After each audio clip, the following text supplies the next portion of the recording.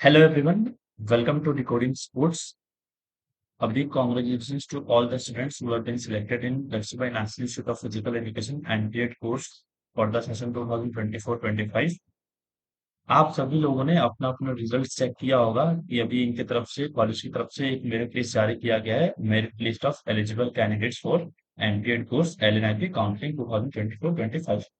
ठीक है। तो जो रिजल्ट जारी किया गया है कॉलेज की तरफ से, इसके बाद आपके मन में डाउट क्या आ रहा होगा कि सर मेरा रैंक ये आ रहा है, क्या ये लिस्ट में जितने भी बच्चे हैं सबका सिलेक्शन हो गया है? मुझे पता कैसे चलेगा कि मेरा सिलेक्शन हुआ है कि नहीं हुआ है? तो सारे डाउट्स को मैं इसी वीडियो में आपके सॉल्व कर दूंगा। ध्यान से देखते रहिएगा और मेरी बातों को ध्यान से सुनते रहिएगा। तो टोटल बच्चे कितने यहाँ पर फॉर्म भरे थे देख सकते हैं आप, जिन्होंने सीयूटी पीजी में Lakshmibai National Institute of Physical Education को चूज किया था, वो है 235। मतलब आपका एमपीएड कोर्स में जो 120 सीट है, ठीक है, कितनी सीट्स हैं? 120 सीट्स हैं। उसमें से सिर्फ 235 बच्चों ने compete किया था। ये चीज पहला क्लियर हुआ आपका। अब जितने बच्चों ने भी दिया था यहाँ पे सबका स्कोर दिया गया है कि आपको रिटन टेस्ट में कितना मिला, आपको जो स्किल टेस्ट होता है कॉलेज का उसमें कितना मिला, और आपका फाइनल मेरिट लिस्ट क्या रहा, टोटल परसेंटेज, और आपका रैंक क्या बन रहा है कैटेगरी वाइज, सारा कुछ इलाबोरेशन इसमें दिया गया है। तो देखिए, अब ये तो आपका हो गया, रैंक लिस्ट आया है। ऐसा जरूरी नहीं है कि इस लिस्ट में आपका नाम है तो आपका सिलेक्शन हो गया है, क्योंकि ये सबका दिया गया है। तो अब आपको क्या करना है, इस लिस्ट को देखने से पहले आपको देखना है प्रोस्पेक्टस वाले पीडीएफ को। मैंने ओपन करके रखा हुआ है एमपीएड कोर्स का, क्योंकि यहाँ पर बताया गया है कितने सीट्स अवेलेबल है। ठीक है, तो seats available for MPEd course. अब यहाँ देखिए यूआर मतलब अनरिजर्व कैटेगरी के कितने सीट्स हैं, ग्वालियर में 40 सीट्स हैं। तो सभी को पता होगा कि एमपीएड में टोटल सीट्स कितनी है, 120 है। तो 80 सीट्स हैं ग्वालियर सेंटर में, और जो बची नेक्स्ट 40 सीट्स, 80 प्लस 40, आपके टोटल 120 सीट्स हैं। ठीक है, 80 ग्वालियर में और 40 गुवाहाटी में। अब इसमें बात आती है कैटेगरी की।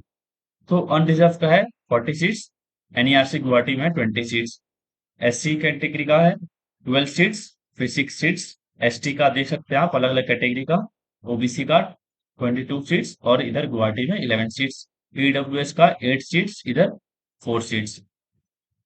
तो ऐसे करके आपका क्या बन रहा है, सीट डिवीजन हुआ है हर कैटेगरी वाइज। ठीक है, ये आपको देखना है सबसे पहले।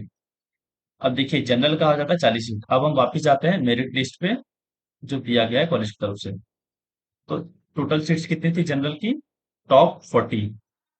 ठीक है, तो अब हम क्या देखेंगे, इस लिस्ट को देखें, जो शुरू के 40 बच्चे आएंगे ना, कहाँ तक, यहाँ तक। ये जो जितने भी ऊपर 40 से ऊपर वाले बच्चे हैं, ये सारे किस में काउंट होंगे, ये सारे काउंट होंगे जनरल कैटेगरी में। ठीक है, भले वो कोई भी कैटेगरी से एडमिशन लिया हो, वो सारे किस में काउंट होंगे, जनरल में। ठीक है, मतलब मान लीजिए कि वो जनरल के सीट्स एक तरह से ले चुके हैं।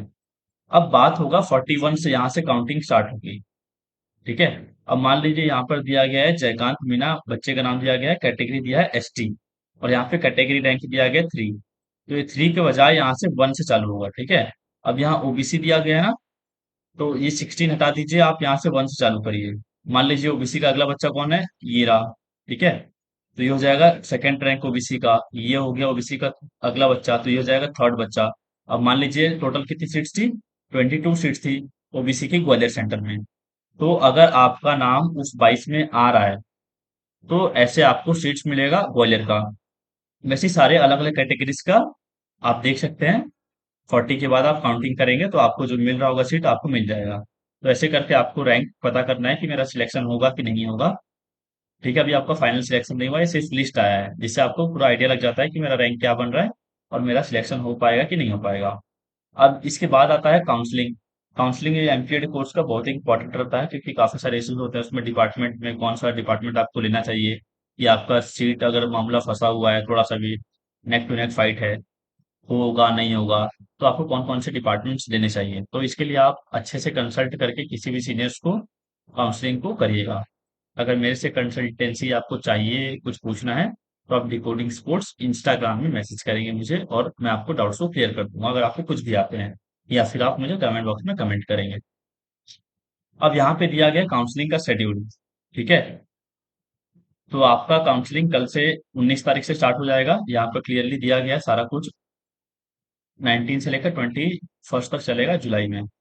24 जुलाई को आपका सीट अलॉटमेंट लेटर आ जाएगा, मतलब इस दिन आपको फाइनल पता चल जाएगा कि आपका सिलेक्शन हुआ है कि नहीं हुआ है। रिपोर्टिंग एट अलॉटेड इंस्टीट्यूट आपको रिपोर्ट करना है 25, 26 या फिर 29 तारीख को। फिर इसके बाद होता है आपका अपग्रेडेशन होता है। मान लो कोई बच्चा को ग्वालियर मिलना चाहिए था, मामला फंसा तो उसको गुवाहाटी डाल दिए, उसको फिर लगता है कि यार मेरा सीट अपग्रेड हो सकता है, तो वो अपग्रेडेशन के लिए जा सकता है। पर अपग्रेडेशन के लिए आप तभी जा पाएंगे जब आपको जो सेंटर अलॉट हुआ वहां पर आपने जाके फीस वीस डिपॉजिट कर दी, रजिस्ट्रेशन करा दी, तब आप अपग्रेडेशन के लिए फिल कर सकते हैं। ठीक है।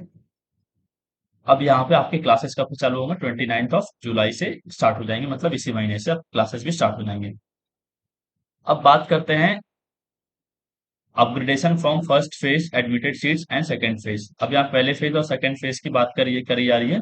उसके लिए भी आपको ऑप्ट करना पड़ेगा, जिसको फर्स्ट राउंड में सीट्स नहीं मिल पाएंगे तो आप इसको देख सकते हैं। अब काउंसलिंग आपको कहाँ जाके करना है, ये वेबसाइट का लिंक दिया गया है https://lnip.mponline.gov.in पर। और काउंसलिंग का फीस है 600 रुपीज, तो जो भी बच्चा काउंसलिंग करेगा तो 600 रुपीज पोर्टल का पे करना पड़ेगा। तो यही था। आप मेरिट लिस्ट को देखिएगा अच्छे से, जैसा मैंने बताया वैसे करके चेक कर लीजिएगा। सब कुछ क्लियर दिया गया है। ठीक है, रैंक वाइज दिया गया है, तो आप इजीली इसमें आइडेंटिफाई कर सकते हैं मेरा रैंक कहाँ आ रहा है, मेरी कैटेगरी क्या है। सारा कुछ क्लियरली इसमें मेंशन्ड है। तो यही था, वीडियो में इतना ही बताना था मुझे। बाकी आपको कोई भी डाउट्स आते हैं तो आप कमेंट बॉक्स में कमेंट कर दीजिएगा। That was all from my side. Thank you for watching this video. Bye bye.